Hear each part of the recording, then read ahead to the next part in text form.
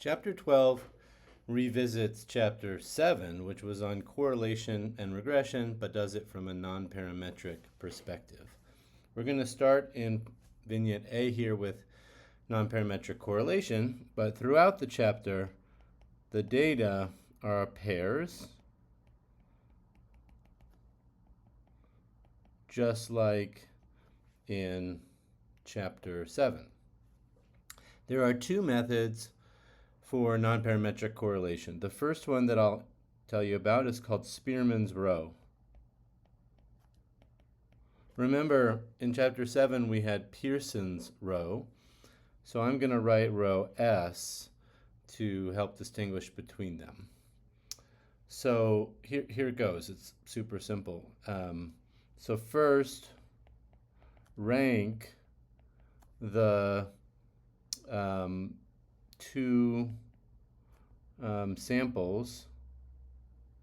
So by that I mean X and Y separately.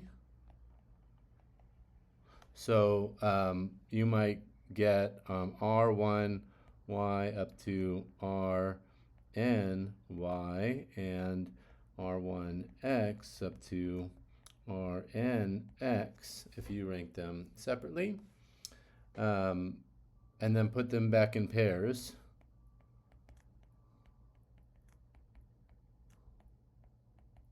Right, so by that I mean Ri X and Ri Y.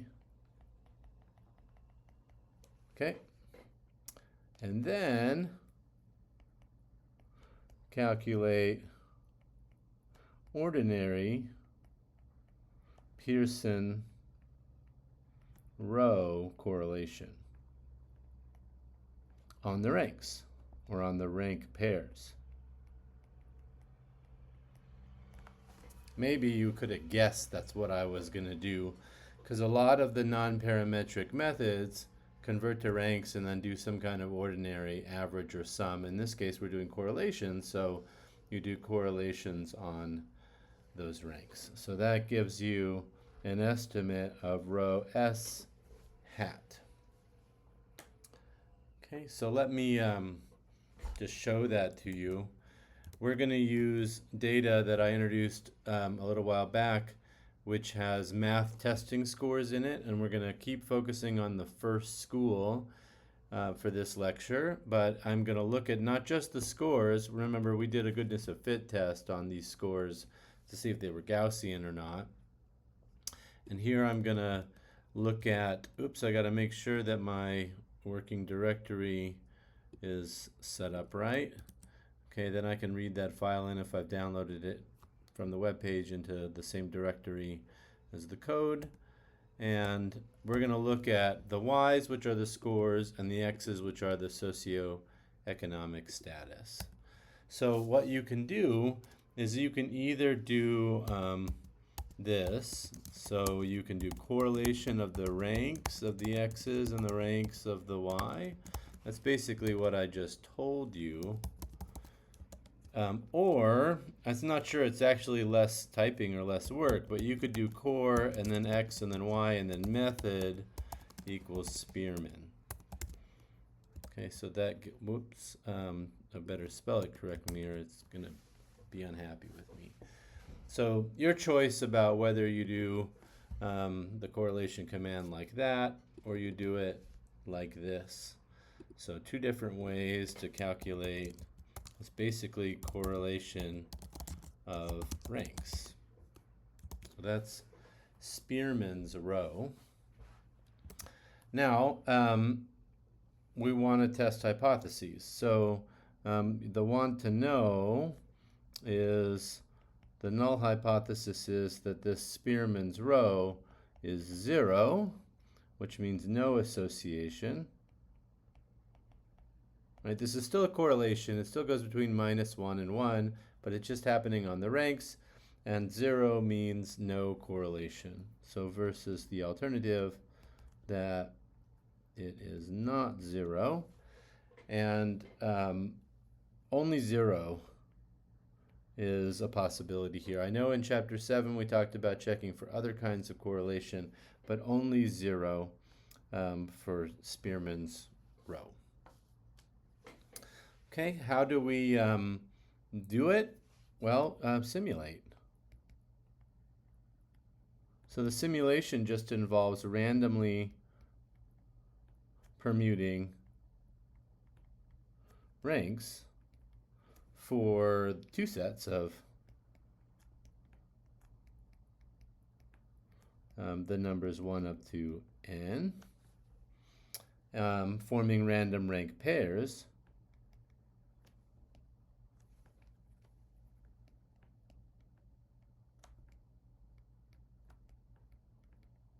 And then calculate rho hat S on those pairs. So let's code that up.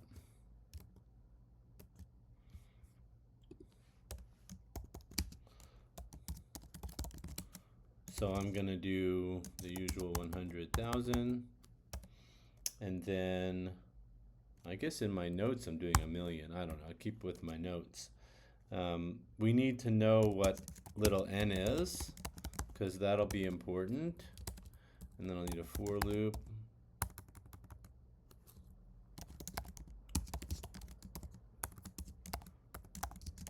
So I've got a sample rank, so I'm going to have my ranks for the y's, and then I'll have my ranks for the x's, and then I'm going to calculate the correlation. Oh, I better make space for rs. So core r x s r y s method equals, oh, I don't even need a method because they're already ranks, so I can just do correlation. Better make some space. Okay, so there we are, capital Y-S. Okay, so that's going. We have our usual visual. Maybe it was a mistake to do 1,000,000. This could be a little bit slow, but we'll wait for it. AB line V equals RS hat call equals 2. Okay, so you can't see that, but you will in a moment. There you go. So there's the histogram of our Spearman row values, and what did I call it? RS hat. Oh, I just have a typo. Okay, so it's close call. P-value, same thing that we usually do, 2 times mean of RS greater than RS hat. So reject null hypothesis and conclude that there is an association between socioeconomic status and test score, math test score. Okay, good. Let's go back to the whiteboard. How do we do it by math? This is harder. So you do have a subset sum problem because you're dealing with random ranks, but it's more complicated because of the cross terms.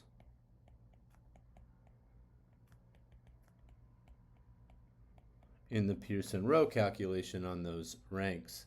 A little bit more on that in the book, but long story short, we can use a CDF built into R that's called P Spearman.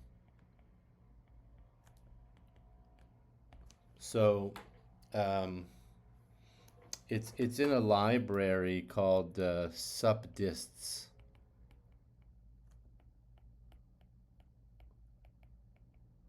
So you would need to install that library with the install.packages command. So I've already done that, and you only need to do this once. So you'll need to do that part, but then you can do library subdists. And then you can do 2 times p Spearman. You need to get the tail right. Oh, and you need to give it n, because that is important. And you can see that we more or less get the same p-value. So that is Spearman's row. The second method is called Kendall's, whoops, I'm going to spell it right.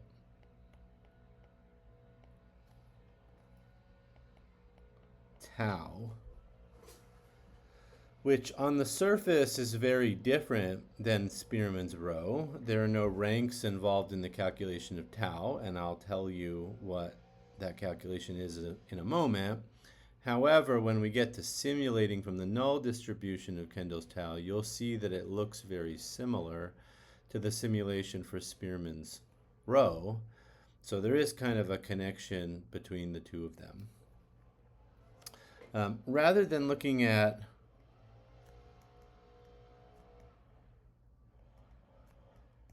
n pairs, Kendall's tau makes kind of an upgrade.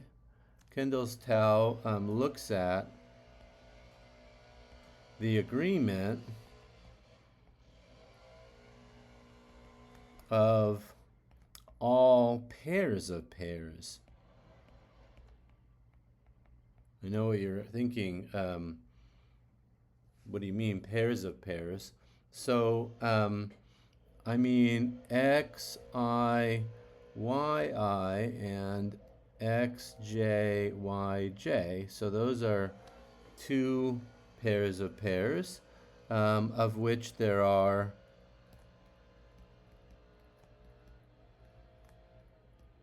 n choose 2, or n times n minus 1 over 2 total pairs.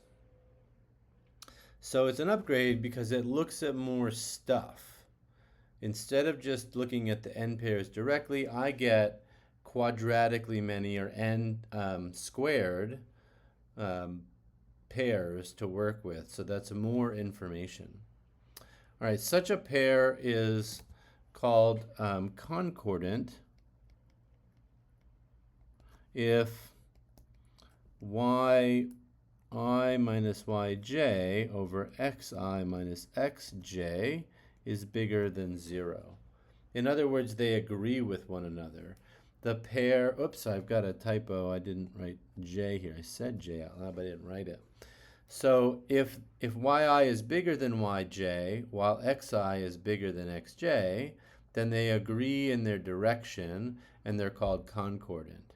Same thing is true if the opposite is true for both of them. So if yi is less than yj and xi is less than xj, then I'll get a negative over a negative, and it'll still be positive. So they agree in a negative sense. And they're called discordant if we look at this ratio, whoops, if that is less than 0. So that's when they disagree with one another. It's counted as half concordant and half discordant if the y's are the same, and you discard the pair if the x's are the same, because you end up with a 0 in the denominator, which is an undefined ratio. I've got a visual that I want to show you for this, but I'm just going to cut and paste code from the book because it's quite a chunk of code, and it's really just to show you a picture. So let me go grab that code.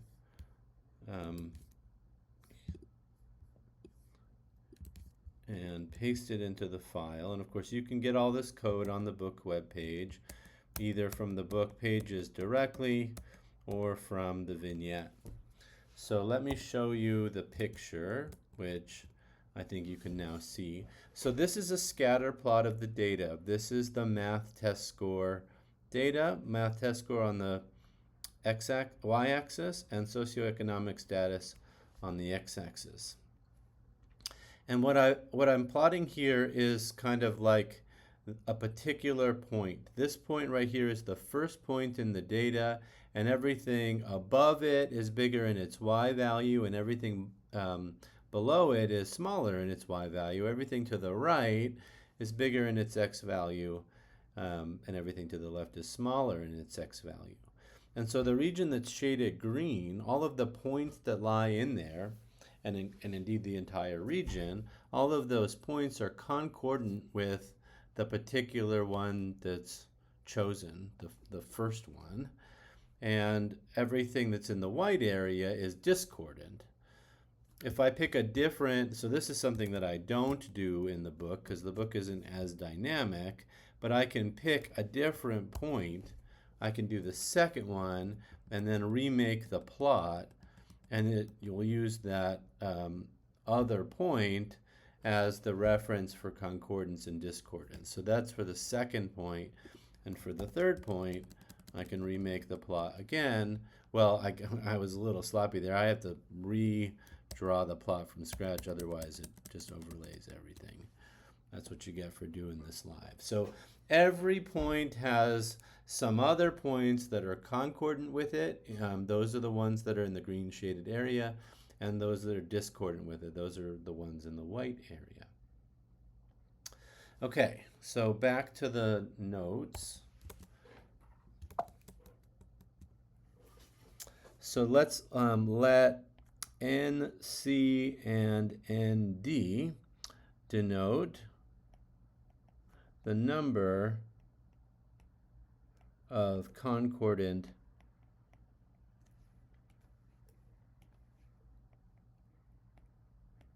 and discordant pairs, respectively. How do we count these? Well, you can just look at it the way that I was looking at it for you with that plot, but that would be quite a lot of work to do. You can automate it, but I'm going to skip that. See book for algorithm to count the number of concordant and discordant pairs. And you have to be a little bit careful because there's an asymmetry in the way that x and y are treated, because we're discarding them when they're equal x's and half counting them for equal y's. So obviously if you switch the labels of what's x and what's y, you could get a different count of the number of concordant and discordant pairs. If you don't have any that are equal, then it doesn't really matter. What I am going to show you is how we can use a library function to calculate it, but it doesn't calculate the number of pairs directly. What it calculates is the estimate of tau, which is the difference in concordant and discordant pairs divided by the total number of pairs. And this number will be n choose 2 if there's no ties in the x's. So again, this has a symmetry problem. When x and y are switched, but the algorithm implemented in core x, y method Kendall fixes it or solves it by basically calculating it both ways and then averaging. That's not 100% correct, but it's pretty close to what it does. So let me show you the calculation. Again, we're using the same data. So you do core x, y, method equals Kendall, and you could call this tau hat. And that's the same as if you do it the other way around.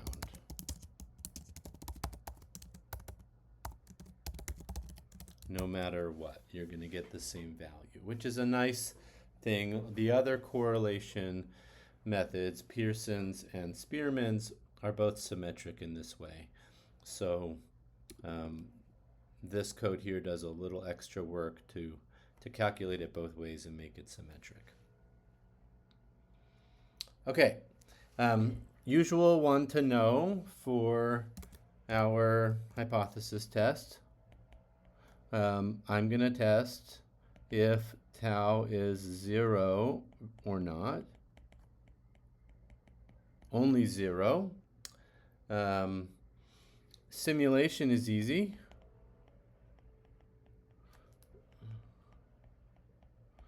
Just calculate tau hat with totally random x and y. And by totally random, it really could be anything, even random ranks, just like Spearman's row. So I'm just going to go grab that code that we did up here for Spearman's row and put it down below. I guess we don't need to redefine these things because they're the same.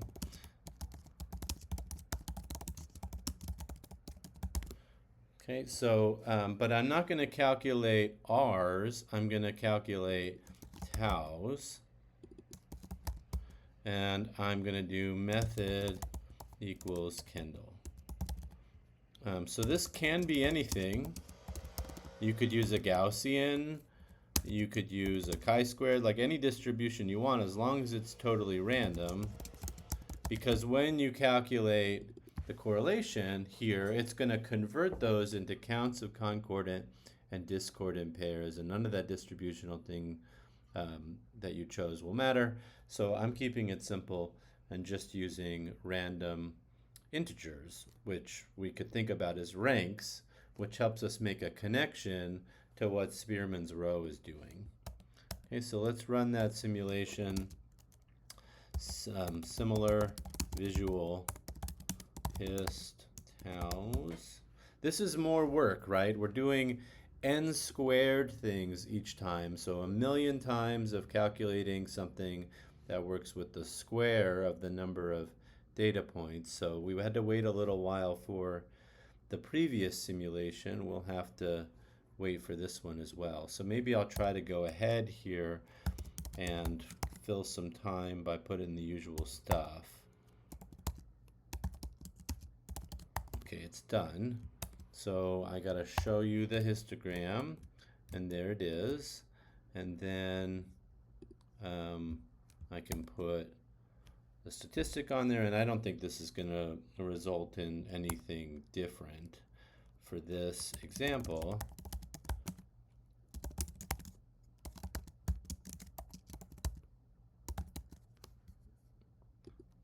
So the p-value is very similar. So conclude